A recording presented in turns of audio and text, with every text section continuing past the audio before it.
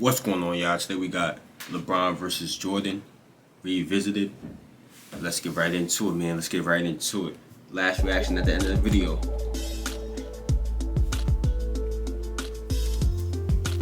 Oh, shit.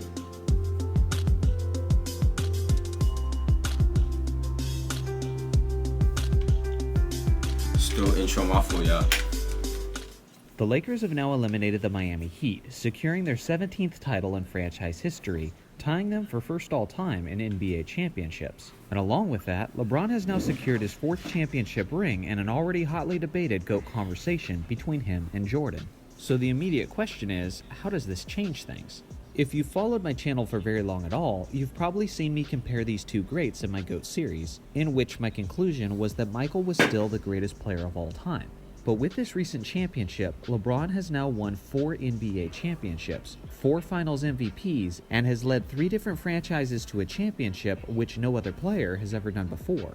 He's finished in the top 5 of MVP voting in 14 out of the last 15 seasons. He turns 36 years old in a couple months, and the guy doesn't appear to be slowing down at all. If you're a Jordan fan, you've got to admit that at the very least, he's making the conversation more and more interesting with each passing season. Many of the basic comparisons haven't changed much. Jordan still has the edge in championships, finals MVPs, and league MVPs. When it comes to scoring, Jordan is clearly better with his distant record of 10 straight scoring titles to LeBron's 1. Jordan also has the highest scoring average in NBA history, and by far the highest playoff scoring average in NBA history. Of course, if you're arguing in favor of LeBron on the offensive end, it's not just about scoring, but it's about how he impacts the game as a serious dual threat. LeBron's averaged 2 more assists per game over his career than Jordan did, and when it comes to players of his stature, James is clearly one of the greatest passers and floor generals the game has ever seen. This year specifically, I can't say enough about how he switched completely to the point guard position at the age of 35. And he didn't just average 10.2 assists on the year, but he led the entire league in assists. It's reminiscent of when Wilt Chamberlain went from dominating the league in scoring and then switched up his approach and led the league in assists in 1968. Rebounding is a slight edge to LeBron, which some of that comes with his position on the court. Defensively, Jordan has always had a massive edge and continues to have a massive edge. MJ has 9 first-team all-defense appearances, and LeBron has 5. Jordan won the Defensive Player of the Year in 1988, which is an award LeBron has never won, although you could argue that he should have, especially in 2013. Contrary to popular belief, Jordan actually averaged more blocks than LeBron James, despite being 3 inches shorter and about 50 pounds lighter, as MJ was arguably the greatest shot-blocking guard of all time. MJ also averaged significantly more steals, and almost everyone recognizes Jordan as the better on-ball defender. Now, of course, there's many narratives that come with this debate, and the reason I don't dwell on them in this debate is because they're very subjective. They're based on interpretation, and honestly, I think many of them are stupid, on both sides. People say that Jordan didn't start winning until Pippen showed up, which is true, but he hadn't played very long up to that point, and I would argue that he didn't have adequate help until Pippen developed. In the 80s, no one in their right mind expected a solo Jordan show to beat a team of 3 or 4 All-Stars and a deep bench like the Celtics and Pistons had. Then for LeBron, you have the 3-6, which is now a 4-6 finals record. But I hate this one too, because how the hell are you going to take LeBron dragging Larry Hughes and Boobie Gibson to the finals in 2007, a place where they had no business being, and turn that into a negative? If you do that, then I can't help but think that you're just showing your bias. So if you that's what I be saying, bro. Different narratives that you can't come on, man, or back with any statistical. I like this video. It's very unbiased. He's showing both sides, man. But just know that both sides, man. That's what we need. An unbiased guy to react to. I prefer much more will be statistical analysis. Well, then we can have that conversation. But just know that we'll be arguing forever because there's basically no definitive answer. I prefer much more to look at the facts that can't be disputed and then formulate the argument from there. Now earlier, I talked about how averages and accolades still significantly favor Jordan, but for LeBron, it's much more about his career totals, and that's a testament to his longevity, his consistency, his good health, and his commitment to staying in elite shape.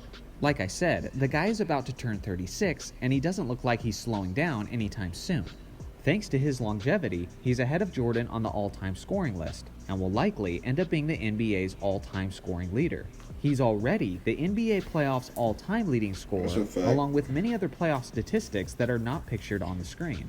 He's miles ahead of Jordan in assists and rebounds, and within the next year or two, he'll likely become the only player in NBA history to have over 30,000 points and over 10,000 assists. He's already top 10 in assists, and again, that's insane considering he's probably going to be the all-time leading scorer by the time he's done.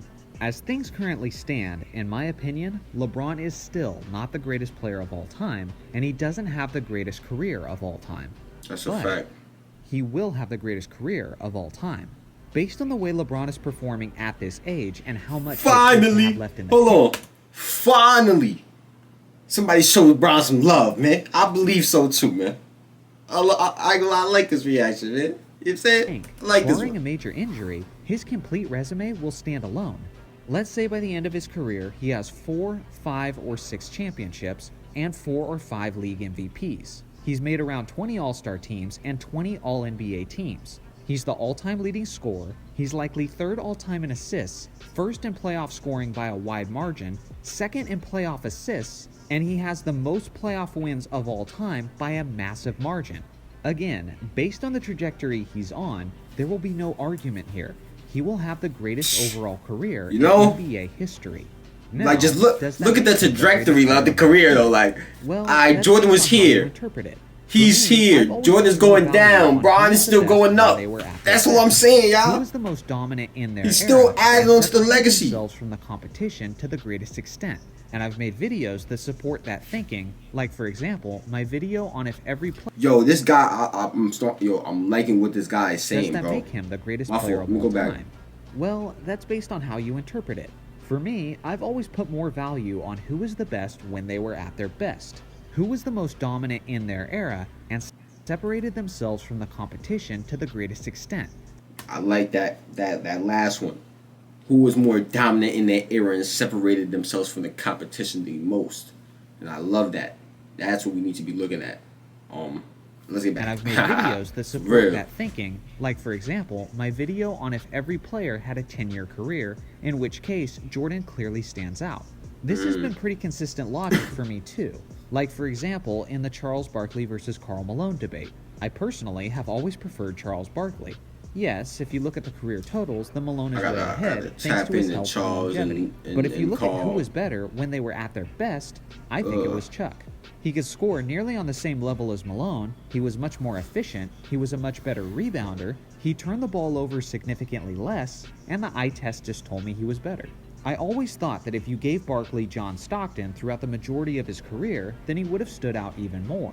So with that being said, I do think there is a possible universe where LeBron ends up with all of these crazy career totals, and he definitively has the greatest career of all time.